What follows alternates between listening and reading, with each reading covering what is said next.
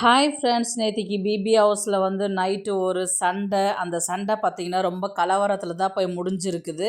இந்த சண்டை வந்து தேவையில்லாத சண்டைன்னு தான் எனக்கு தோணுது. ஏன்னா வாட்டர்மெலன் வந்து நேத்திக்கு கொஞ்சம் ஓவராகவே போயிட்டுருக்கிறாரு. அவர் பிஹேவியர் வந்து ரொம்பவே எக்ஸ்ட்ரீமாக போயிருக்குதுன்னு தான் சொல்லணும். நைட்டு திவ்யா, ரம்யா, பிரவீன் எல்லாம் வந்து பார்த்திங்கன்னா தேவையில்லாத வார்த்தையை விட்டு ட்ரிகர் பண்ணி சண்டை தேவையில்லாத வந்தது தான் ஒரு ரீசன்.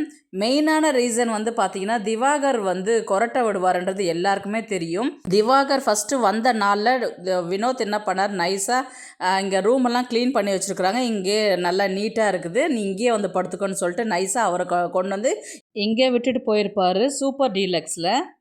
அவர் வந்து எஸ்கேப் ஆகிட்டுருப்பார் வினோத்து. நைட்டு வந்து திவ்யா வந்து திவாகர்கிட்ட வந்து சொல்கிறாங்க. திவாகர் வந்து பார்த்தீங்கன்னா சட்டையெல்லாம் அவுத்து போட்டு படுத்துட்டுருக்கிறாரு. அது அவருடைய பர்சனல்னு வச்சுக்கோங்க. அட்லீஸ்ட் ஒரு லேடிஸ் இருக்கிறாங்கன்னா அட்லீஸ்ட் அவர் ஒரு பனியனாவது போட்டுன்னு படுத்துட்டுருக்கலாம். என்னவோ வீட்டில் படுத்துட்டுருக்கிற மாதிரி ஷர்ட்லாம் கழட்டி போட்டுட்டு ரொம்ப ஹாயாக ஃப்ரீயாக படுத்துட்டுருக்கிறாரு.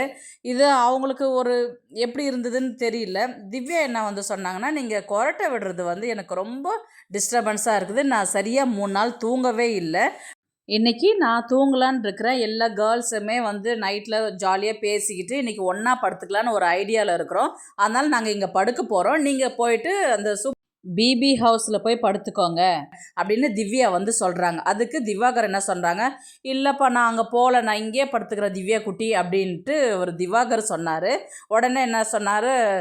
உடனே திவாகர் என்ன சொன்னார்னா, அங்கே க்ளீன் பண்ணவே இல்லை, ரொம்ப டஸ்ட்டு அதிகமாக இருக்கும், நான் இங்கே தான் படுத்துக்கிறேனே, என்ன பிரச்சனை உங்களுக்கு அப்படின்ற மாதிரி வந்து திவாகர் வந்து திவ்யாவை பார்த்து கேட்குறாங்க. உங்களுக்கு என்ன அங்கே க்ளீனாக இல்லை அவ்வளோதானே, நான் போய் க்ளீன் பண்ணிட்டு வந்தால் நீங்கள் போய் அங்கே படுத்துவிக்கிங்களா அப்படின்ற மாதிரி கேட்டதுக்கு சரி நான் படுத்துக்கிறேன் அப்படின்னு சொல்லிட்டு திவாகர் என்ன பண்ணார், எழுந்துக்கவும் இல்லை, படுத்துக்கிட்டே தான் ரெஸ்பான்ஸ் பண்ணார். உடனே என்ன பண்ணாங்க, ரம்யா வியானாலாம் போயிட்டு அங்கே க்ளீன் பண்ணிகிட்டு இருந்தாங்க. பெட்டெல்லாம் க்ளீன் பண்ணிவிட்டு ஷீட்டெல்லாம் நீட்டாக போட்டுட்டு அதுக்கப்புறம் வந்து திவாகர்கிட்ட சொன்னாங்க, திவாகர் பெட்டு க்ளீன் பண்ணியாச்சு, நீங்கள் அங்கே போய் படுத்துக்கோங்கன்னு. இல்லை நான் இங்கே படுத்துக்கிறேன், ஆல்ரெடி நான் வந்து படுத்துட்டேன் இல்லையா, மறுபடியும் எப்படி போகிறது என்ன அப்படின்றது ஒரு மாதிரி தாட் போச்சு.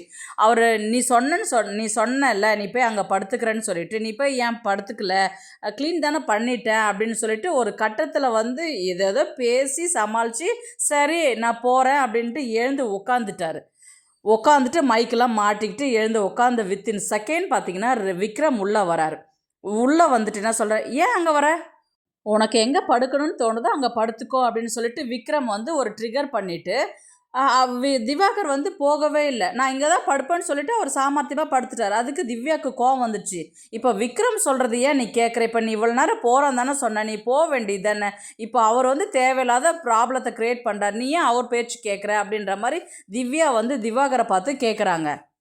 விக்ரமுடைய எண்ணம் எப்படின்னா, அவர் அங்கே வந்தார்னா கொரட்டை விட்டார்னா ஏன் தூக்கம் போயிடும் அப்படின்றதுக்கு ட்ரிகர் பண்ணி திவாகரை வந்து இங்கே படு அப்படின்ற மாதிரி வந்து அவருக்கு ஒரு சின்னதாக கொளுத்தி போட்டுட்டு கிளம்பியாச்சு அவர். திவ்யாவுக்கும் திவாகருக்கும் சண்டை போட்டால் விக்ரமுக்கு வந்து ஜாலியாக இருக்கும். ஏன்னா நாரதர் வந்து கலக்கம் பண்ணிட்டு போயிட்டார் இல்லைங்களா, அதனால் அவங்களுக்கு இது யாருன்னா ஒருத்தவங்க சண்டை போட்டாங்கன்னா அதை வேடிக்கை பார்த்துட்டு மிக்சர் சாப்பிட்லாம் இல்லைங்களா, மிக்சர் சாப்பிட்ற கும்பல் தான் இருக்குல்ல, சபரி, விக்ரம், அரோராலாம் இருக்கிறாங்கல்ல, அந்த ஒரு விஷயத்துக்காக திவ்யாவை ஒரு ட்ரிகர் பண்ணிட்டு போனார் விக்ரம். திவ்யா வந்து பார்த்திங்கன்னா எல்லாருமே ரம்யா, வியானா எல்லாருமே கடுப்பாயிட்டாங்க. அங்கே போகிறேன்னு சொல்லிட்டு இங்கே போவாத விட்டுட்டேன்னு சொல்லிட்டு திவ்யா வித்தின் செகண்ட் என்ன சொல்கிறாங்கன்னா, நாளைக்கு வந்து என்கிட்ட நீ பேசின திவாகர் வாட்டர்ஸு, நாளைக்கு வந்து என்னை திவ்யா கூட்டின்னு தேடிக்கிட்டு வந்த அப்புறம் நடக்கிறதே வேறு அப்படின்ற மாதிரி திவ்யா சொல்லிவிட்டாங்க. இந்த கலவரத்தில் வந்து பார்த்திங்கன்னா விக்ரம் மறுபடியும் உள்ளே என்ட்ரி ஆகுறாரு.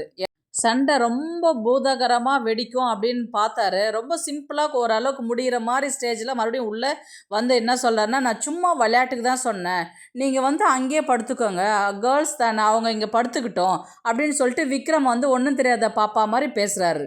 உடனே சபரி என்ன சொன்னார், சரி நான் விடு, நான் இது ஏன்னா தேவையில்லாத பேசி தேவையில்லாத சண்டை பண்ணின்னு இருக்கிற, தூங்கலாண்ணா அமைதியாக படுண்ணா அப்படின்னு சொல்லிட்டு சபரி வந்து எந்த ஒரு இன்சிடெண்ட் பற்றியும் கேட்கவும் இல்லை விசாரிக்கவும் இல்லை, தூங்குண்ணா அப்படின்னு சொல்லிட்டு அவர் கிளம்பி போயிட்டாரு.